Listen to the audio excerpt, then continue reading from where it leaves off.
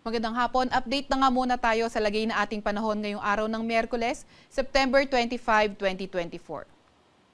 Sa kasalukuyan nga ay itong Intertropical Convergence Zone. Ito yung salubungan ng hangin galing Northern at Southern Hemisphere at nakakaapekto iyan ngayon sa may Visayas, Mindanao at Palawan. At dahil nga dito sa ITCZ, asahan natin yung maulap na papawirin at mga kalat-kalat na pag-ulan, pagkidlat, pagkulog sa may Eastern Visayas, Central Visayas, Mindanao at sa may Palawan.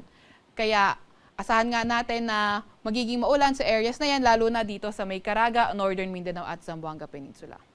Samantalang sa Metro Manila naman at sa nalalabing bahagi ng bansa, partly cloudy to cloudy skies, may mga tsansa ng mga localized thunderstorms.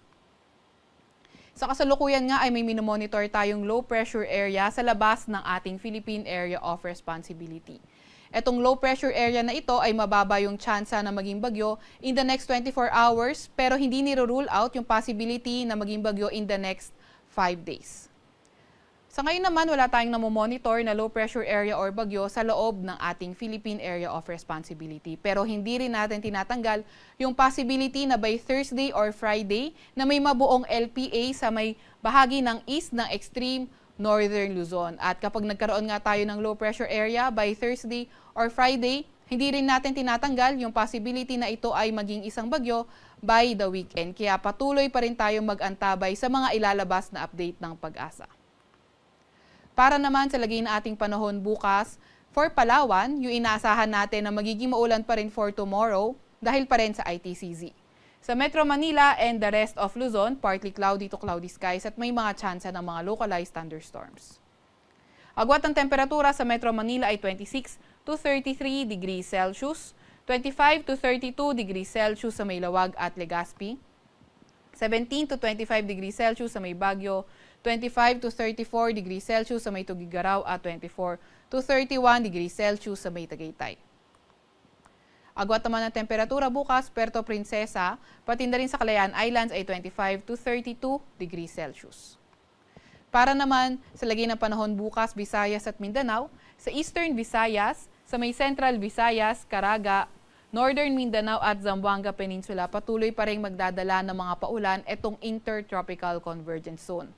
And then, sa nalalabing bahagi ng Visayas at Mindanao, fair weather conditions na ulit tayo at may mga tsansa ng mga localized thunderstorms.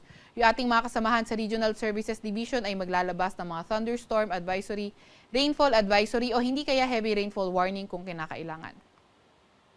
Agwat ang temperatura bukas sa may Cebu, Cagayan de Oro at Tacloban maglalaro mula 26 to 31 degrees Celsius.